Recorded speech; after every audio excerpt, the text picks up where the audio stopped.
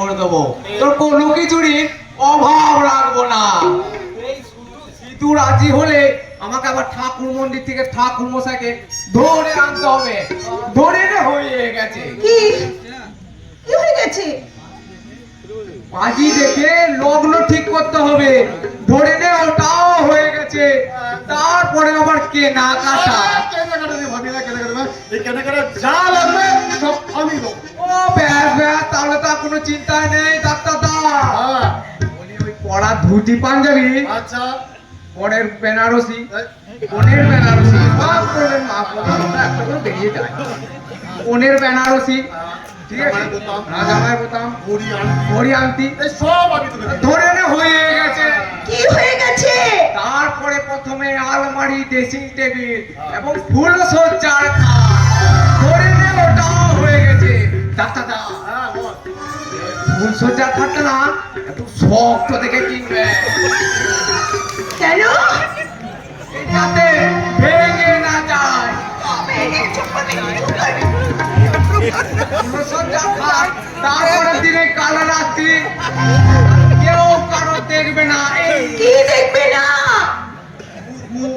কেউ কারোর মুখ দেখবে না। তারপরে দিনে পুরো সজ্জা ধরে হয়ে গেছে। কি হয়ে গেছে? পুরো সজ্জা হয়ে গেলে তুই আর সময় নষ্ট করবি না, সেটা আমি ভালো করে জানি। 10 মাস 10 দিন ঘুরতে না ঘুরতে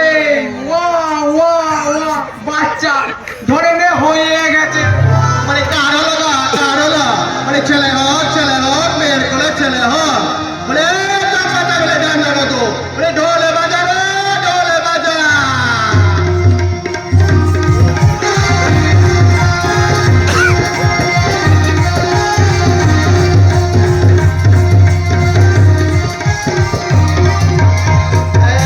চোর নাচার মালিক আমার চেষ্টা পেল না রে, চেষ্টা পেল না।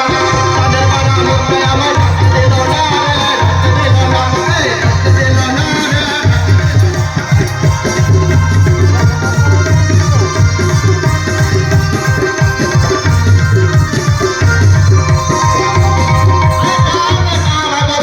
কত বাজাবি? বলি কয় গো কয়, বলি ছেলের কটাকে ডাকো, এই নগদ 1000 টাকা, এক বড়ি সোনার দুল আর একটা শাড়ি না পেলে আমি কিন্তু ছেলে ফেরত দেবো না। কেন গো দাদা, কেন গো আসতে বারণ করছে কেন শুনি? তোর মুখ দেখতে চাই না। কেন? কারণ তুই যেখানে যাবি সেখানে সবে সংসার মধ্যে বিষ ছড়িয়ে দেবে। একদম ঠিক কথা বলেছে গো দাদা, ঠিক কথা। বলি ছাড় পোকা গো, ছাড় পোকা। এই বড় লোকের ঘরেই যাক আর গরিবের ঘরেই যাক, এই বংশ বিস্তার করবে। তাই তো বলছি গো দাদা, বেশি বাড়াবাড়ি করো না, পচা গোবায় ডুবিয়ে আমি বাজে বাচ্চা বাঁচিয়ে দেবো। মহারানে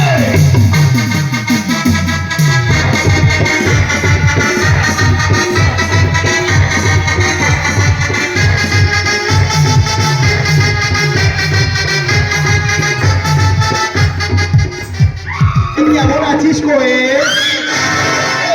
তুই আমাকে দেখা তো ভয় পাস করো, বলতো শুনি আমাকে তো ভয় পাস করো। আরে বাবা, তোরও যা আছে আমারও তাই আছে, তবে শুধু একটাই, তুই পেটে বাচ্চা ধরতে পারবি আর আমাকে চেপাতে লাটাতে হবে না, লাটাতে হবে। চলি গো ডাক্তার বাবু, চলি। আমাকে এখন যেতে হবে হাসপাতালে, আম পাড়তে। এই তো তোর কিছুদিন তো আমার কথা শুনতে চাস না কেন বলতো শুনি? মহারানী! এমন সুন্দর করে গতর বানিয়েছিস, কতবার বললাম শহরে চ, শহরে চ, খান কত বাবু ভরিয়ে দেবো, তোরও দুটো ইনকাম হবে আর আমার দুটো তালা নেবে, তালা আরে মহারানী! চল, বলেছিস। এই কথা বললে লাথি মেরে তোর মুখ আমি ফেঁকে দেবো।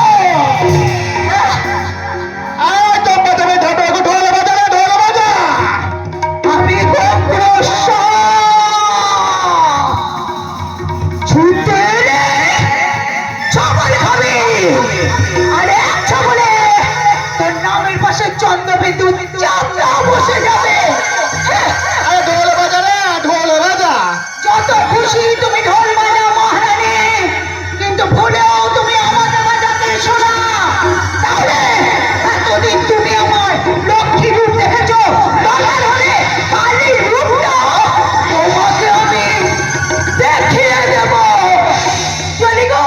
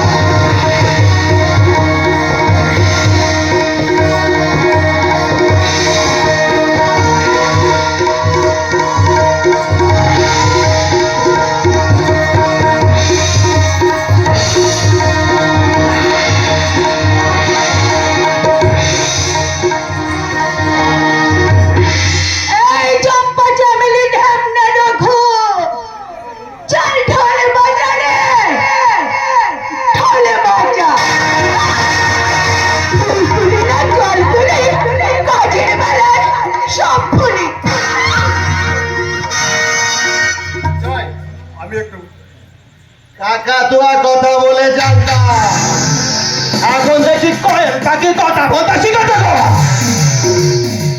আমিও আমার চেম্বারে যাই, হয়তো রুগীরা বসে আছে।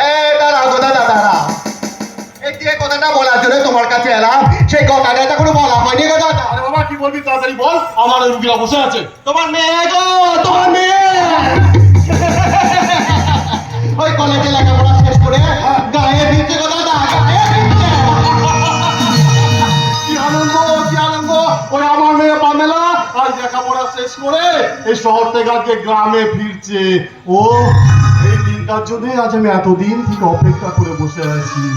আহা কি আনন্দ, কি আনন্দ! তাই তো বলছি গো দাদা, বেশি ঘোরাঘুরি করো না, তাহলে তোমার মেয়ে পাবে না। পায়ের করে অনুরোধ করছি রে, আমার মেয়ে পামেলাকে নিয়ে একটু সুখে থাকতে দে, একটু শান্তি থাকতে দে। তুই আমার মেয়ে পামেলাকে কিছু করিস না রে ভাই, কিছু করিস না। এই ফল বাজানো বন্ধ করে, বন্ধ কর। দেখছি দাদার সঙ্গে আমার একটা সুখকে ঠিক চলছে, এই সময় তোরা ঢোলটাকে বাজিয়ে চলেছিস, বন্ধ কর, বন্ধ কর। এই এই কালো বাছিটা বাজা, কালো বাছিটা বাজা, সুখকে ঠিক চলছে, সুখকে ঠিক চলছে। ওরে মহারানী, আজকের এই দিনটার জন্য আমি যে অনেক দিন ধরে অপেক্ষা করে বসে আছি। আমার ওই মা আমার মেয়েটাকে আমি কোলে পিঠে করে মানুষ করেছি। আজ আজ কতদিন পর ও এই শহর থেকে লেখাপড়া শিখে এই বাড়িতে আসছে। আজ আমার বড় আনন্দের দিন। তাই তোর কাছে জোরহাত করে অনুরোধ করছি রে ভাই, আমাদের ওই বাপ মায়ের স্নেহের মাঝে তুই পাঁচিল তুলে দিস না, তাহলে বাবার বুকটা যে একেবারে শূন্য হয়ে যাবে।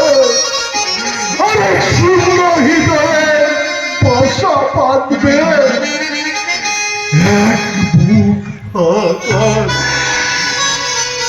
আর শুধু শূন্যতা রে, শুধু শূন্যতা। মহারানী বলে, ও মহারানী, ডাক্তারটা কি সব বলে গেল গো? আমরা তো কিছুই বুঝতে পারলাম না। বলে তোরা তো বোঝার দরকার নেই, ঢাম না, বলে সময় হলে জানতে পারবি না দিন চেহারা। বলে তোমার প্ল্যানটা কি গো মহারানী?